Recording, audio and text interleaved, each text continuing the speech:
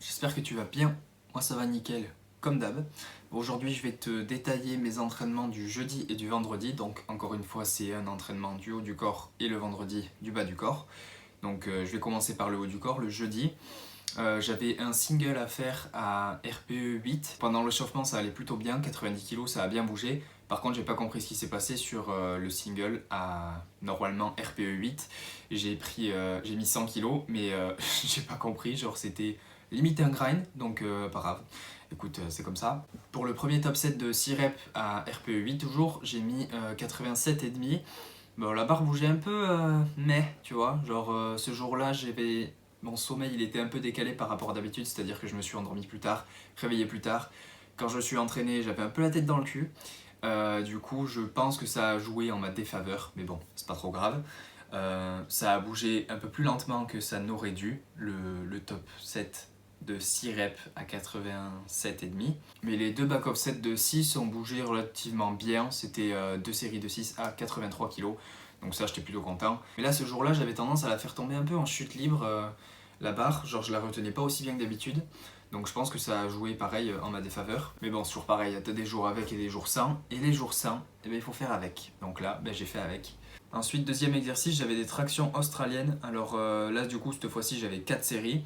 Donc toujours pareil, j'ai augmenté les séries de semaine en semaine en fait. Donc j'avais commencé à 2, puis 3, puis 4 là. Toujours chaque série à RPE 8, donc 2 répétitions en réserve.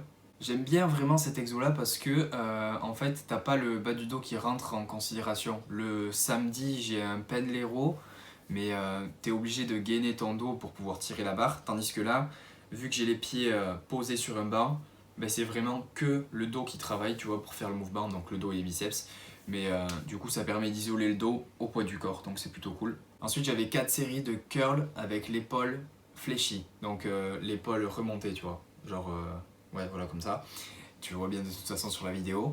Mais donc là, j'utilise la poulie. Donc la corde, elle passe dans les poids, dans la poulie, puis après elle est attachée à un anneau. Donc en gros j'ai fait un nœud avec la corde sur l'anneau pour pouvoir l'attacher correctement, tu vois. Et avec ce même setup, donc avec la même installation, j'ai fait des extensions triceps. Donc là la posture dans laquelle je suis, c'est celle qui me fait elle me fait pas mal au coude en fait. Donc je suis vraiment content.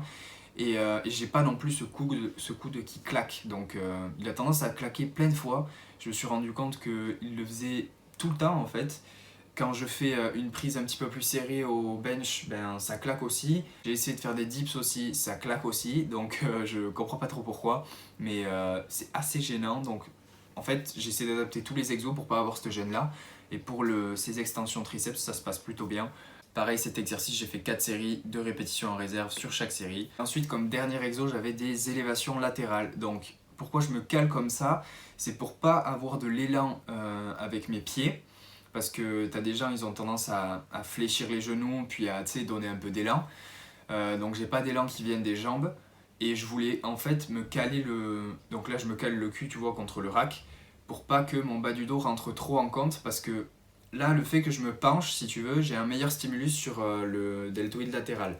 Sauf que si je me penche comme ça dans le vide, j'ai tendance à avoir le bas du dos qui force beaucoup. Et du coup, je me concentre pas assez sur les épaules. Et le fait donc de me caler comme ça enlève un peu de stimulation du bas du dos et ça me permet de me concentrer vraiment sur les deltoïdes latéraux. Et il y a les trapèzes aussi qui rentrent énormément en compte parce que je monte beaucoup les poids quand je fais mes élévations latérales. D'ailleurs, il n'y a pas vraiment de prérequis, genre t'as pas besoin forcément de lever autant les poids. Il faudrait au moins, tu vois, jusqu'à 90 degrés, tu sais, par rapport à ton corps. Mais moi j'aime bien le faire en amplitude complète parce que ça me fait pas mal aux épaules dans une mauvaise douleur. Ça me donne plus de stimulus et du coup ben, si je peux aller plus haut en respectant mon intégrité physique, tu vois, moi je peux le faire. Peut-être pas tout le monde qui peut le faire, mais moi j'aime bien le faire comme ça en fait cet exercice. Et tu vois, je donne un peu d'élan avec le haut de mon corps, mais je le fais depuis la première répétition. C'est pas un truc que je fais, tu vois, tard dans les répétitions quand ça devient très dur. Je le fais déjà dès le début. Donc si c'est standardisé comme ça va, tu vois. C'est pas je fais 10 répétitions vraiment tout droit, parfait, et après je commence à faire n'importe quoi parce que je commence à fatiguer.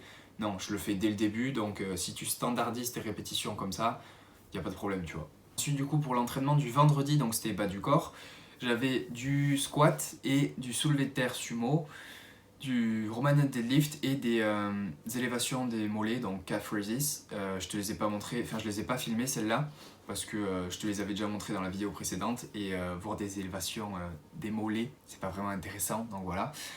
Première série de squat, c'était donc j'avais 2 séries de 9 à faire. C'était la première série à 120 kg, ça devait être RPE 8. J'étais vraiment content. Là, ça fait 3 semaines du coup, j'ai fait première semaine 110, 115 et 120 du coup sur mon top 7, tu sais. Et je suis content parce que la barre bouge bien, j'arrive vraiment à maintenir une position correcte. Mon squat, il est beaucoup plus propre que ce qu'il n'était il y a de ça un mois. Donc les séries longues pour moi, c'est vraiment un supplice, mais ça m'aide beaucoup. Donc j'espère que tout ça, ça se transférera bien sur des séries courtes et plus lourdes.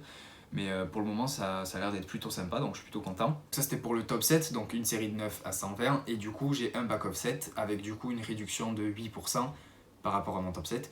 Ce qui fait que là, c'était 110 kg x 9 pour la deuxième série du coup.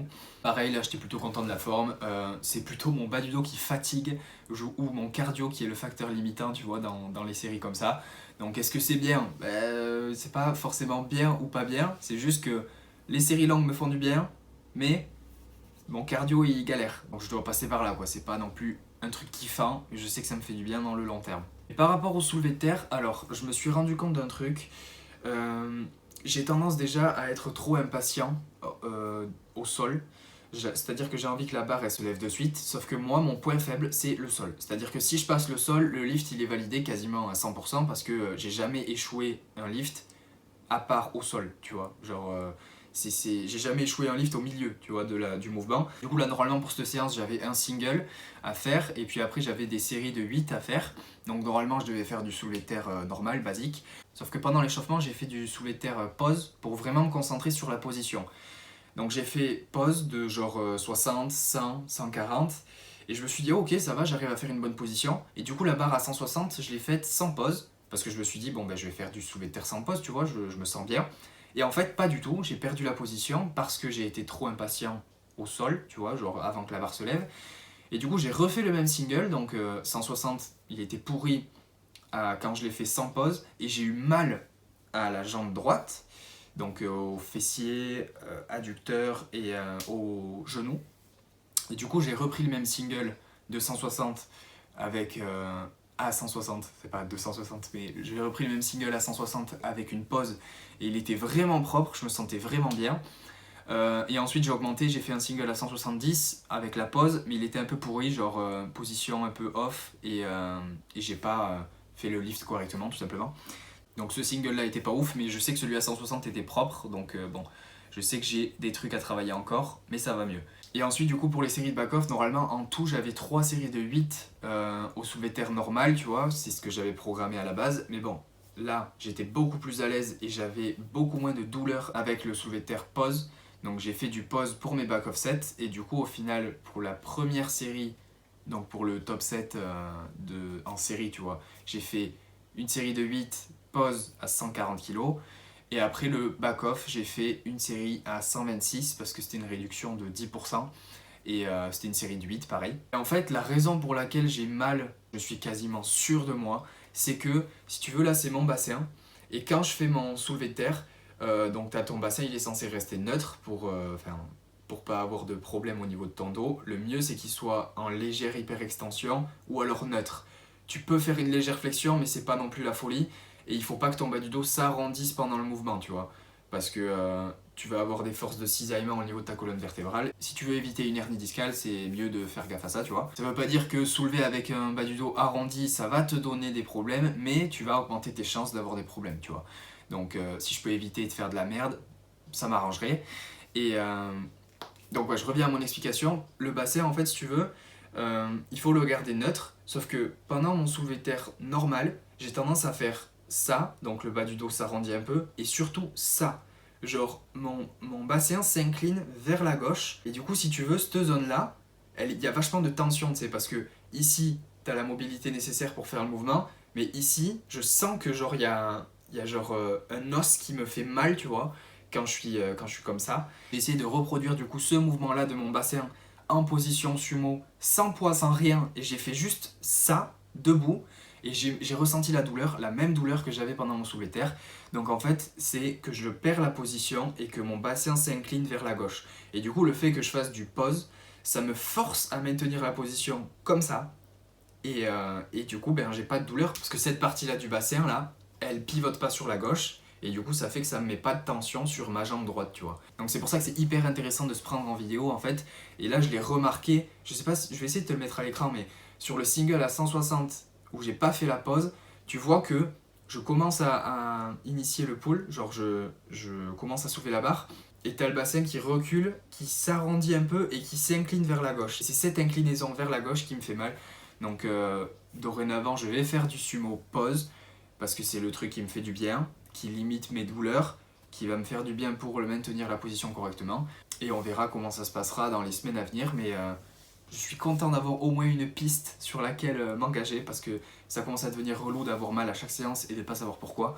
Donc là voilà, je suis plutôt content. Du coup après ça, j'ai fait du soulevé de terre j'ai entendu, donc là tu vois bien que je fais une amplitude complète, vraiment. Il y avait 102,5 kg et j'ai fait une série de 10 et une série de 9. Là je faisais chaque série à RPE 8, c'est pour ça que les répétitions sont variables. Même si on dirait que sur la dernière rep je peux pas en faire d'autres.